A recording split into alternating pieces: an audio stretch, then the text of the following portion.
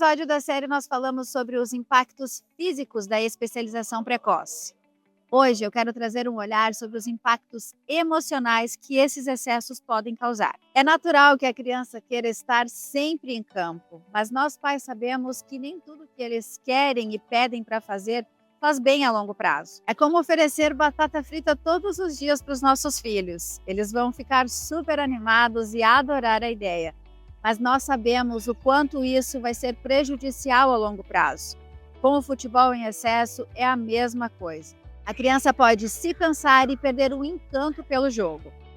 Marcelo, quando os treinos e a cobrança desses meninos já estão intensas demais, quais são os sinais que vocês percebem tanto nos treinos quanto nas competições? Os efeitos da especialização precoce no futebol, elas são primeiro notadas nos treinos e nos jogos, mas esses efeitos são menores. Eles começam tendo pouca paciência com colegas, com eles próprios, chorando quando o resultado é negativo.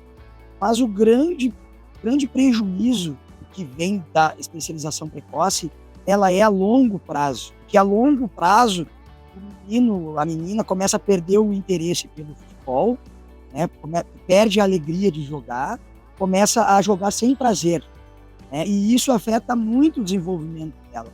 A longo prazo é muito comum o abandono do esporte, né?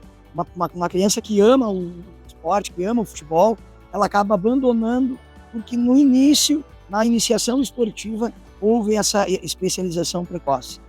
Isso acaba sendo muito prejudicial. O pai do menino coloca o menino para jogar em vários lugares, em lugares com uma competitividade muito alta, muito cedo. Ele está querendo que o menino desenvolva para chegar bem lá no final, e acaba que lá no final o menino acaba se tornando desinteressado pelo esporte, sem alegria, sem criatividade, e acaba prejudicando toda a formação dele. Então, como identificar os sinais de que os nossos filhos podem estar sobrecarregados física e emocionalmente? Esses sinais nem sempre aparecem dentro de campo. Muitas vezes estão nas atitudes do dia a dia.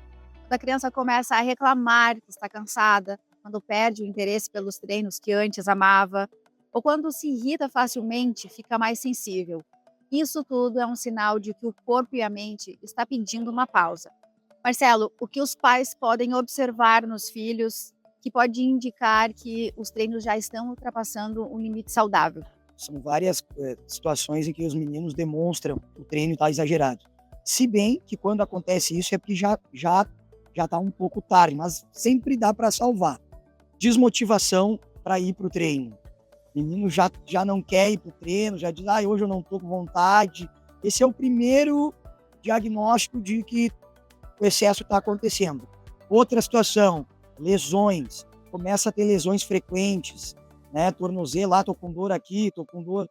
O corpo começa a mostrar isso, né? Terceiro, esquecimento esquece de uma chuteira para ir para o treino, esquece do meião, esquece da camiseta para treinar, né? Aquela situação de erro sem querer, mas que já está demonstrando um desinteresse. Normalmente, quando isso já acontece, é porque já vem acontecendo o excesso. É um sinal de alerta, né? É um sinal de alerta, já está acontecendo o excesso. Então, o que é bom sempre os pais conversarem com pessoas que estão há muito tempo, e não é só pessoas que jogaram futebol. Tem que conversar com pessoas que fazem parte da formação. Conversar, professor, o que tu acha que é muito ele fazer isso? Né?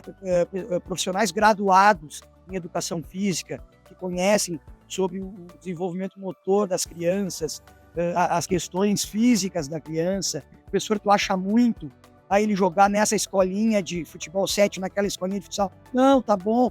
Professor, ele tá jogando na escolinha de futebol 7, na escolinha de futsal, e ainda faz um treino físico. Daí já tá passando dos limites, né? E tudo tem que, na infância e no início da adolescência, tudo tem que tentar buscar a naturalidade. Então, coisas que sejam naturais, não situações forçadas. Eles não são, as crianças, os adolescentes não são mini adultos. Então, eles precisam de formação. Criança pequena não tem que fazer treino físico. Mas na nossa época nós subia em árvore. Exatamente, nós subir em árvore é uma coisa natural. Leva teu filho para subir em árvore na praça.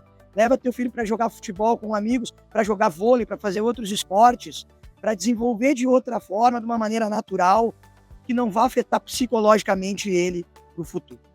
Muitas vezes esses sinais são confundidos com preguiça ou desmotivação, mas na verdade já são sinais de que algo não vai bem, e se ignorados podem gerar desânimo, lesões e até o abandono do esporte.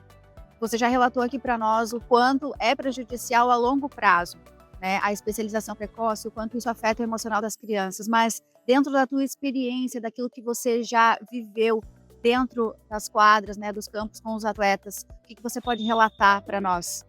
Bom, eu tenho muitas situações para relatar, né? Eu acompanhei, nesses 25 anos de trabalho com futebol, muito menino desistindo por causa da especialização precoce. Muito menino talentoso, que o pai, sempre na vontade de ajudar o menino, coloca ele para jogar em lugares com a competitividade muito alta, né? Começa muito cedo em categorias de base, forçando muitas situações, muito treino, e acabam desistindo, quase sempre lá por 14, 15 anos.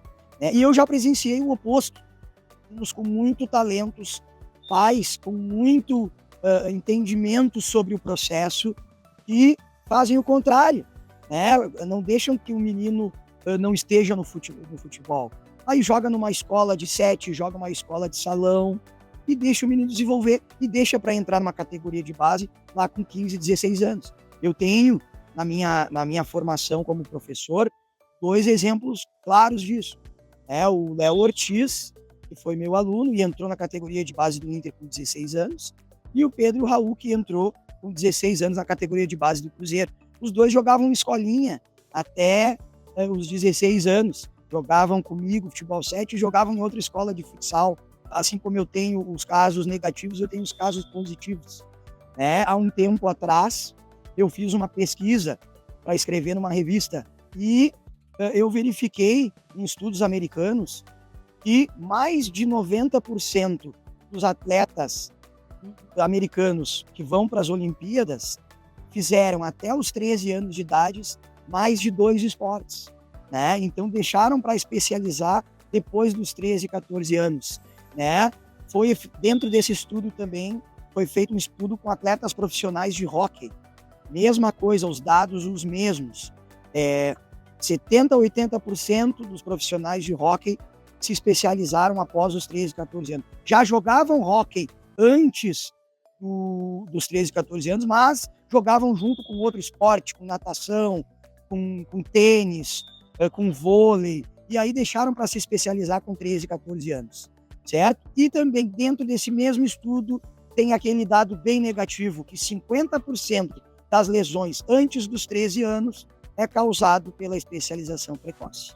Ser pai de atleta é também saber proteger o sonho do filho. Isso inclui entender que o descanso faz parte do crescimento.